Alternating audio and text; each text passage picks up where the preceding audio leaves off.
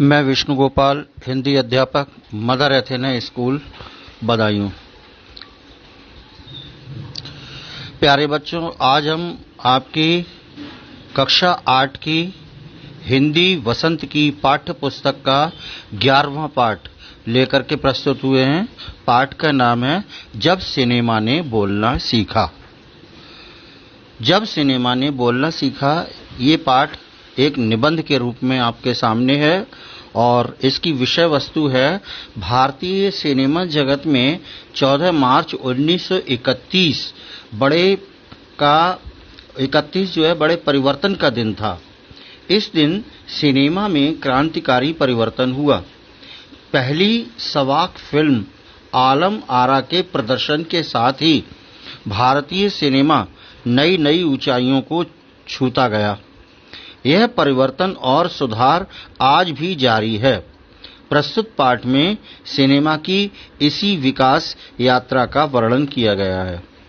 प्यारे बच्चों, इसमें बताया गया है कि पहली फिल्म कौन सी बनी, उसके जो है अर्देशीर कौन थे और उसके नेता यानी उसके अभिनेता, एक्टर और एक्ट्रेस यानी अभिनेत्री उसमें कौन थी और उनको किन किन समस्याओं का सामना करना पड़ा और उनको जब उससे निकाल दिया गया, फिल्म से निकाल दिया गया। क्यों निकाल दिया गया? क्योंकि उर्दू उनको नहीं आती थी। तो उर्दू ना आने के कारण, कम आने के कारण उनको उससे निकाल दिया गया। फिर उन्होंने मुकदमा किया और वो अपने वकील के द्वारा उस मुकदमे को जीत करके पुनः उसी फिल्म में आए और आलम आरा फिल्म के नायक बने। आइए इस पाठ को विस्तार से पढ़ते हैं, अब आपकी समझ में भी आएगा। देखिए, स्टार्ट करते हैं, शुरू। देखिएगा पाठ। वे सभी सजीव हैं जब सिनेमा ने बोलना सीखा। उससे पूर्व सभी जो फिल्म होती थी वो कैसी होती थी? वॉक फिल्म होती थी, अर्थात जिनमें आवाज नहीं आती थी, मूक फिल्में कहलाती थी। मूक फिल्म माने केवल हम चित्र देखते थे उनमें और उनकी भाषा को स्वयं समझने का प्रयास करते थे, बोलते नहीं थे, आवाज नहीं आती थी, तो मूक फिल्में थी। उसके बाद जब इसमें परिवर्तन हुआ तो देखिए किस प्रकार से ये पहली फिल्म बनी। वे सभी सजीव हैं, सांस ले रहे हैं, 100% बोल रहे हैं। 78 मुर्दा इंसान जिंदा हो गए, उनको बोलते बातें करते देखो। देश की पहली सबाक बोलती फिल्म आलम आरा के पोस्टरों पर विज्ञापन की ये पंक्तियां लिखी हुई थी। आप समझ रहे होंगे कि ये प्रचार किया गया। जब पहली फिल्म थी तो उसमें ये बताया गया, सारे के सारे ऐसा लग रहा था सभी पात्र उसके सजीव हैं, सांस ले रहे हैं, 100% बोल भी रहे हैं। 78 मुर्दा इंसान जिंदा भी हो गए हैं और उनको बोलते बातें करते हुए दिखाया जा रहा है। देश की पहली सवाक बोलती फिल्म आलम आरा के पोस्टरों पर ये विज्ञापन जो के रूप में पंक्तियां छपी हुई थी, जिससे ये देख करके सुन करके हलचल मच गई। जनता को भी आश्चर्य हुआ कि ऐसी फिल्म 14 मार्च 1931 की वह ऐतिहासिक तारीख भारतीय सिनेमा में बड़े बदलाव का दिन था। इसी दिन पहली बार भारत के सिनेमा ने बोलना सीखा था। हालांकि वह दौर ऐसा था जब मूक सिनेमा लोकप्रियता के शिखर पर था। पहली बोलती फिल्म जिस साल प्रदर्शित हुई उसी साल कई मूक फिल्में भी विभिन्न भाषाओं में बनी, मगर बोलती फिल्मों का नया दौर शुरू हो गया था। यानी विभिन्न भाषाओं में कई जो थी मूक फिल्में बनी थी। जब से ये सवाक फिल्म बनी, इनका दौर शुरू हुआ तो अनेक फिल्में बोलती हुई प्रारंभ हो गई।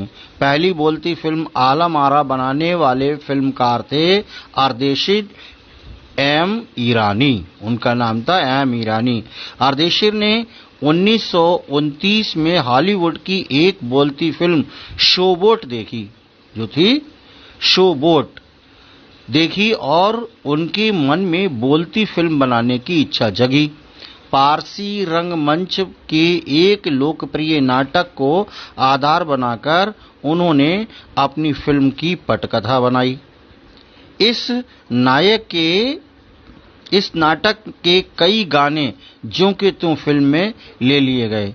एक इंटरव्यू में अर्देशीर ने उस वक्त कहा था, हमारे पास कोई संवाद लेखक नहीं था, गीतकार नहीं था, संगीतकार नहीं था, यानी कुछ भी नहीं था। इन सब की शुरुआत होनी थी। अर्देशीर ने फिल्म के गानों के लिए स्वयं की धुनें चुनी। फिल्म के संगीत में महज 3 वाद्य तबला, हारमोनियम और वायलिन का इस्तेमाल किया गया। आलम आरा में संगीतकार या गीतकार में स्वतंत्र रूप से किसी का नाम नहीं डाला गया। इस फिल्म में पहले पार्श्व गायक बने W.M. खान। पार्श्व गायक माने पीछे से गाने वाले, जो पर्दे के पीछे से गाते हैं, सामने नहीं दिखाई देते हैं, वो थे W.M. खान।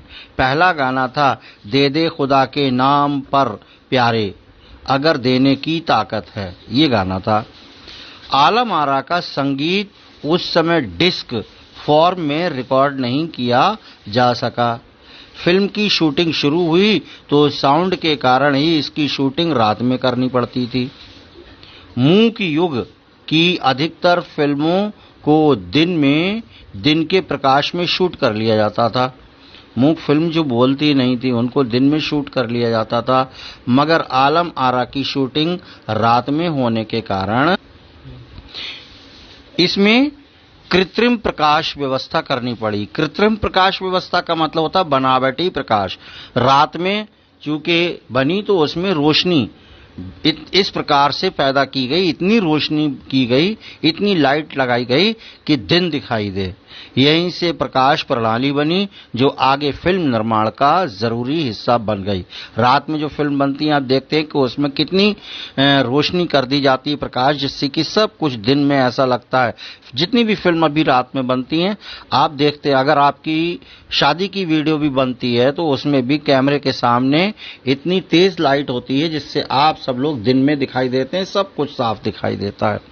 आलम आरा ने भविष्य के कई स्टार और तकनीशियन तो दिए ही, अर्देशीर की कंपनी तक ने भारतीय सिनेमा के लिए 150 से अधिक मूक और लगभग 100 सबाक फिल्में बनाई। Alam Ara film Arabian nights जैसी फैंटेसी थी। फिल्म ने हिंदी उर्दू के मेल वाली हिंदुस्तानी भाषा को लोकप्रिय बनाया। इसमें गीत, संगीत तथा नृत्य के अनोखे व्यंजन थे। फिल्म की नायिका जुबैदा थीं। नायक थे विट्ठल। वे उस दौर के सर्वाधिक पारिश्रमिक पाने वाले स्टार थे, यानी जो अभिनेत्री थी जुबैदा और जो विट्ठल थे वो सबसे अधिक पारिश्रमिक है ना लेते थे। उनके चयन को लेकर भी एक किस्सा काफी चर्चित है। विट्ठल को उर्दू बोलने में मुश्किलें आती थीं। पहले उनका बतौर नायक चयन किया गया, मगर इसी कमी के कारण उन्हें हटाकर उनकी जगह महबूब को नायक बना दिया गया। विट्ठल नाराज हो गए और अपना हक पाने के लिए उन्होंने मुकदमा कर दिया। उस दौर में उनका मुकदमा मोहम्मद अली जिन्ना ने लड़ा। वकील थे तो उन्होंने, मोहम्मद अली जिन्ना उनका नाम था, उन्होंने उनका मुकदमा लड़ा, जो तब के मशहूर वकील हुआ करते थे। विट्ठल मुकदमा जीते और भारत की पहली बोलती फिल्म के नायक बन गए। उनकी कामयाबी आगे भी जारी रही। मराठी और हिंदी फिल्मों में वे लंबे समय तक नायक और स्टंटमैन के रूप में सक्रिय रहे। इसके अलावा आलम आरा में सोहराब मोदी, पृथ्वीराज कपूर, याकूब और जगदीश सेठी जैसे अभिनेता भी मौजूद रहे। आगे चलकर जो फिल्मोद्योग के प्रमुख स्तंभ बने। ये फिल्म 14 मार्च 1931 को मुंबई के मैजेस्टिक सिनेमा में प्रदर्शित हुई। इस फिल्म का जो प्रदर्शन हुआ बच्चों, वो 14 मार्च 1931 को मुंबई के मैजेस्टिक सिनेमा में हुआ, यानी वहां का मैजेस्टिक सिनेमा हॉल मुंबई का प्रसिद्ध, उसमें पहली बार ये फिल्म दिखाई गई। फिल्म 8 सप्ताह तक हाउसफुल चली। पहली बोलती फिल्म थी, इसलिए खूब उसका प्रचार प्रसार हुआ, जनता उसमें खूब आई, पब्लिक का जो थी शुमार नहीं थी, इसलिए 8 सप्ताह तक खूब चली वो। और भीड़ इतनी उमड़ती थी कि पुलिस के लिए नियंत्रण करना मुश्किल हो जाया करता था। समीक्षकों ने इसे भड़कीली फैंटेसी फिल्म करार दिया था, मगर दर्शकों के लिए ये फिल्म एक अनोखा अनुभव थी। ये फिल्म 10,000 फुट लंबी और इसे 4 महीनों की कड़ी मेहनत से तैयार किया गया था। सबाक फिल्मों के लिए पौराणिक कथाओं, पारसी रंगमंच के नाटकों, अरबी प्रेम कथाओं को विषय के रूप में चुना गया। इनके अलावा कई सामाजिक विषयों वाली फिल्में भी बनी। ऐसी ही एक फिल्म थी खुदा की शान। इसमें एक किरदार महात्मा गांधी जैसा था। इसके नायक सबाक सिनेमा को ब्रिटिश प्रशासकों की तीखी नजर का सामना करना पड़ा। इसके कारण सबाक सिनेमा को ब्रिटिश प्रशासकों की तीखी नजर का सामना करना पड़ा। सबाक सिनेमा के नए दौर की शुरुआत कराने वाले निर्माता निर्देशक अर्देशीर इतने विनम्र थे कि जब 1956 में आलम आरा के प्रदर्शन के 25 वर्ष पूरे होने पर उन्हें सम्मानित किया गया और उन्हें भारतीय सबाक फिल्मों का पिता कहा गया, तो उन्होंने उस मौके पर कहा था, मुझे इतना बड़ा खिताब देने की जरूरत नहीं है, मैंने तो देश के लिए अपने हिस्से का जरूरी योगदान दिया है। जब पहली बार सिनेमा ने बोलना सीख लिया, सिनेमा में काम करने के लिए पढ़े लिखे अभिनेता अभिनेत्रियों की जरूरत भी शुरू हुई, क्योंकि अब संवाद भी बोलने थे, सिर्फ अभिनय से काम नहीं चलने वाला था। मूक फिल्मों के दौर में तो पहलवान जैसे शरीर वाले, स्टंट करने वाले और उछल कूद करने वाले अभिनेताओं से काम चल जाया करता था। अब उन्हें संवाद बोलना था और गायन की प्रतिभा की कद्र भी होने लगी थी। इसलिए आलम आरा के बाद आरंभिक सबाक दौर की फिल्मों में कई गायक अभिनेता बड़े पर्दे पर नजर आने लगे। हिंदी उर्दू भाषाओं का महत्व बढ़ा। सिनेमा में देह और तकनीक की भाषा की जगह जन प्रचलित बोलचाल की भाषाओं का दाखिला हुआ। सिनेमा ज्यादा देसी हुआ। एक तरह की नई आजादी थी जिसमें आगे चलकर हमारे दैनिक और सार्वजनिक जीवन का प्रतिबिंब फिल्मों में बेहतर होकर उभरने लगा। अभिनेताओं अभिनेत्रियों की लोकप्रियता का असर उस दौर के दर्शकों पर भी खूब पड़ रहा था। माधुरी नाम की फिल्म में नायिका सुलोचना की हेयर स्टाइल उस दौर में औरतों में लोकप्रिय थी। जो अभिनेत्री होती थी, आज भी आप देखते हैं मेकअप करती हैं, विभिन्न तरह के वस्त्रों का जो प्रदर्शन करती हैं, विभिन्न प्रकार से जिस तरह से फिल्मों में हेयर स्टाइल बनाती हैं, और हीरो भी यानी जो नायक होते हैं वो भी जिन कपड़ों को पहनते हैं, जिस स्टाइल को अपनाते हैं, जैसी हेयर कटिंग उनकी होती है, आप आज भी देखते हैं कि उसका प्रचार प्रसार खूब बढ़ता है और वो जनता में लोकप्रिय होता है, जनता उसी का अनुसरण करती है। तो इस तरह से औरतों में भी वो लोकप्रियता बढ़ रही थी। औरतें अपनी केश सज्जा उसी तरह कर रही थीं। अर्देशीर ईरानी की फिल्मों में भारतीय के अलावा ईरानी कलाकारों ने भी अभिनय किया था। स्वयं आलम आरा भारत के अलावा श्रीलंका, बर्मा और पश्चिम एशिया में पसंद की गई।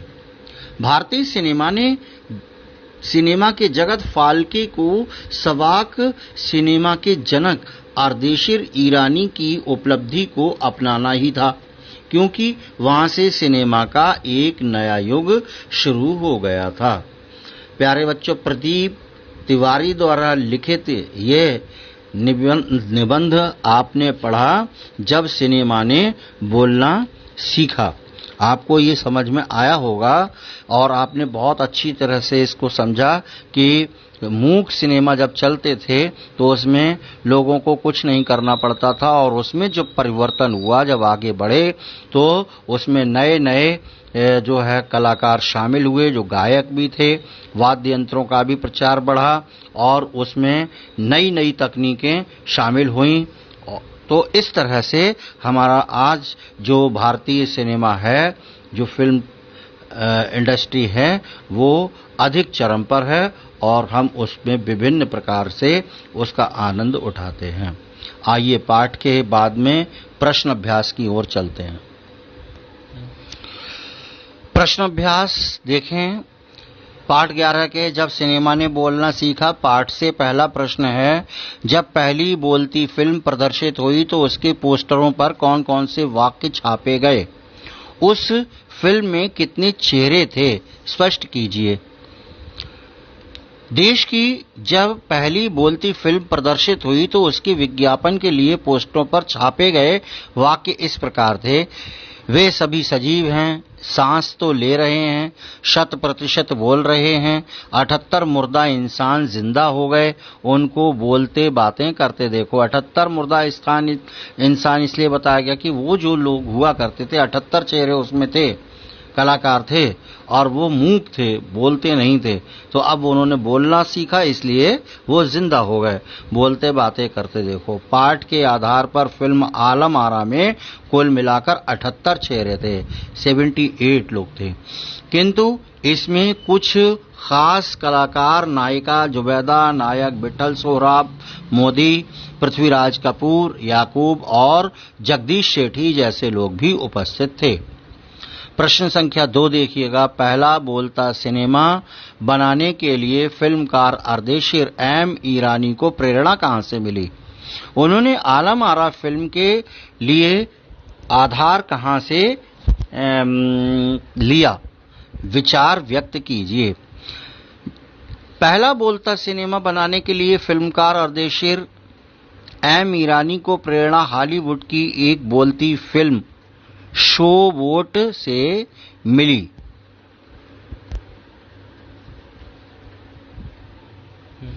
सवाक फिल्म आलम आरा बनाने का आधार उन्होंने पारसी रंगमंच के एक लोकप्रिय नाटक को देखकर बनाया और उसी पर आधारित पटकथा बनाई। प्रश्न संख्या 3 देखें। विठल का चयन आलम आरा फिल्म के नायक के रूप में हुआ, लेकिन उन्हें हटाया क्यों गया? विठल ने पुनः नायक होने के लिए क्या किया? विचार प्रकट कीजिए। विठल का चयन आलम आरा के रूप में हुआ, किंतु उन्हें इसलिए हटाया गया क्योंकि उन्हें उर्दू बोलने में मुश्किल होती थी। इसका कारण ये था कि उन्हें उर्दू ठीक से नहीं आती थी। विठल ने पुनः उसी सवाक फिल्म आलम आरा का नायक बनने के लिए मुकदमा कर दिया। उनका मुकदमा वकील मोहम्मद अली जिन्ना ने लड़ा, जो अपने समय के सुप्रसिद्ध वकील हुआ करते थे। विठल ने मुकदमा जीता और भारत की पहली बोलती फिल्म के नायक बन गए। प्रश्न संख्या 4 देखेंगे। पहली सवाक फिल्म के निर्माता निर्देशक अर्देशीर को जब सम्मानित किया गया तो सम्मानकर्ताओं ने उनके लिए क्या कहा था और इस प्रसंग में लेखक ने क्या टिप्पणी की है? लिखिए। पहली सवाक फिल्म के निर्माता निर्देशक अर्देशीर को जब सम्मानित करते हुए सम्मानकर्ताओं ने भारतीय सवाक फिल्मों का पिता कहा तो उन्होंने सम्मानकर्ताओं से कहा, मुझे इतना बड़ा खिताब देने की जरूरत नहीं है, मैंने तो देश के लिए अपने हिस्से का जरूरी योगदान दिया है। इस प्रसंग में लेखक ने टिप्पणी की है कि अर्देशीर अत्यंत विनम्र स्वभाव के व्यक्ति थे। वे सवाक सिनेमा के जनक थे। उनकी उपलब्धि को भारतीय सिनेमा के जगत फाल्के को भी अपनाना पड़ा, क्योंकि वहां से सिनेमा का एक नया युग शुरू हो गया था। पाठ से आगे प्रश्न संख्या 5। मूक सिनेमा में संवाद नहीं होते, उसमें दैहिक अभिनय की प्रधानता होती है, पर जब सिनेमा बोलने लगा, उसमें अनेक परिवर्तन हुए। उन परिवर्तनों को अभिनेता, दर्शक और कुछ तकनीकी दृष्टि से पाठ का आधार लेकर खोजें। साथ ही अपनी कल्पना का भी सहयोग करें। उत्तर देखिएगा, मूक सिनेमा में संवाद न होने के कारण केवल अंगों का प्रयोग प्रदर्शन किया जाता था। बोलती फिल्म बनने के कारण अभिनेताओं में ये बदलाव आया कि उनका पढ़ा लिखा होना जरूरी हो गया, क्योंकि अब उन्हें संवाद भी बोलने पड़ते थे। दर्शकों पर भी अभिनेताओं का प्रभाव पड़ने लगा।